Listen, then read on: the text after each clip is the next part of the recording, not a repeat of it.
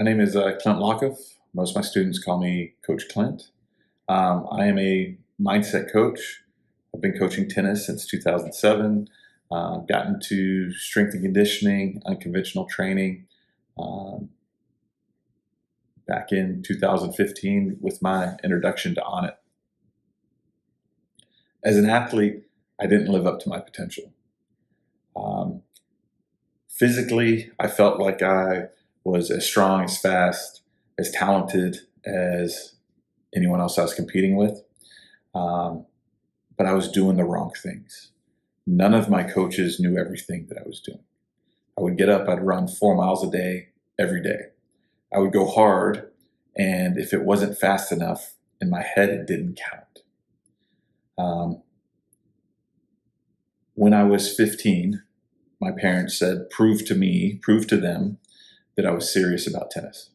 Prove to them that I was committed to getting better. And so the way I chose to prove to them was to go on these runs every morning, to beat my dad out of the house. One morning in the kitchen, he says, "Hey, you didn't make it today." And when I told him no, I was already back, everything changed. Everything changed in the sense that it was now time to invest into my sport, into the craft. Even when that happened, though, I didn't tell the coaches what I was doing. And so I put all of this time, energy, effort into becoming a better athlete, yet it was pulling me in the wrong direction. When my freshman year of college, I got injured because those habits stuck. It was only go hard. It was go as hard as you can all the time. It served me well in some places, but in others, in creating an overuse injury, it put me on my butt for 3 months. My freshman year of college, I was incredibly frustrated with both my progress and where I was on the team.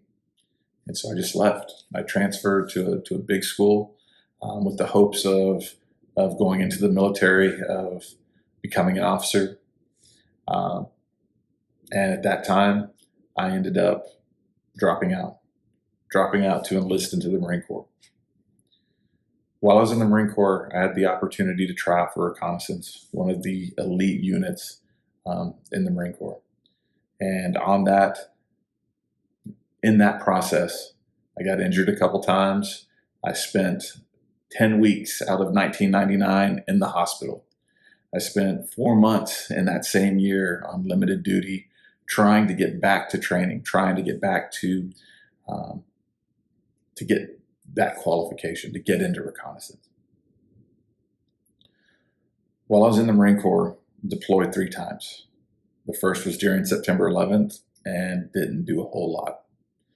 We just sat in the ocean off Indonesia, hoping something would happen, and nothing did. It was part of the invasion of Iraq. And I extended my first contract to be part of that, to deploy with the men I'd served with the last 3.5 years.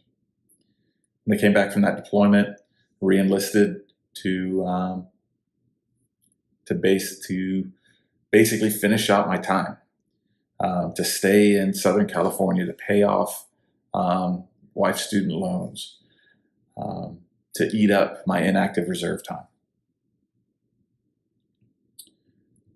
During that last 4 years, decided that I was going to be a coach, simply to wear comfortable shoes, to be outside and wear comfortable shoes.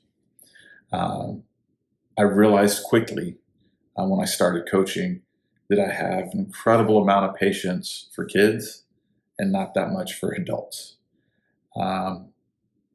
Reflecting on it, I could deal with jerk kids because they didn't have a choice. And I saw that I had an opportunity to influence them. I couldn't deal with jerk adults because I saw them as not having a choice, choosing to be that way. For 10 years, I bounced around jobs. I worked everywhere in the tennis industry I could, from stringing rackets and customizing rackets for pro tennis players and high-level juniors, to being a high school tennis coach and PE teacher, where I fell in love with strength and conditioning. During that time, I was introduced to unconventional training.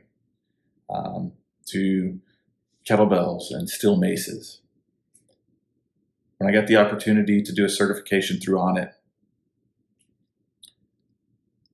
that one weekend changed me as a coach. It changed me as a coach because it opened my eyes to the idea of coaching movement first. It opened my eyes to the fact that good information doesn't displace good information. That if there's something that conflicts, one of the two has to be wrong. From there, I had my own business, had a business partner, and we had a massive junior program. But it was built on a shaky foundation. The arrangement for the courts was through a school district, and it felt very fragile. So when I had the opportunity to become a high school coach, I jumped on it. COVID was tough. COVID was tough in that my freshmen were seniors that year. The freshmen from my first year of coaching were seniors, and they didn't get a finish. Every coach's fourth year is special because it's their freshmen that are graduating.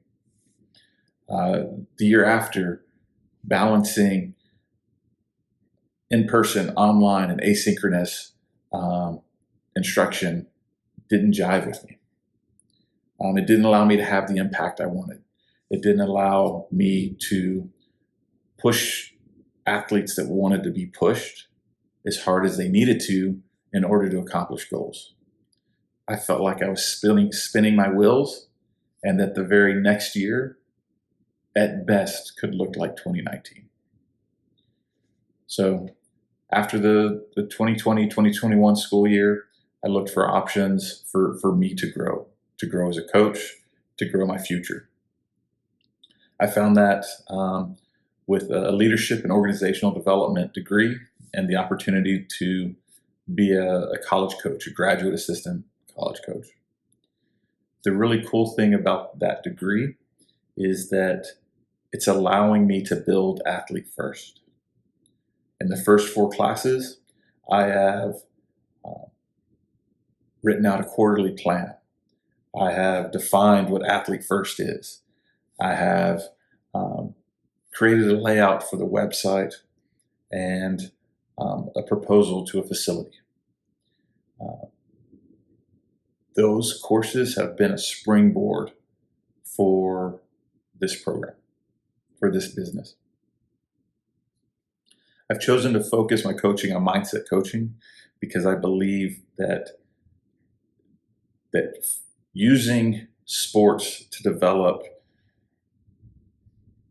goals, identity, take control of self-talk is a way to positively impact our world. I believe that's the biggest impact I can make on athletes and therefore their families by focusing on mindset training. It's using sport to make better humans. And so I honestly don't care about results.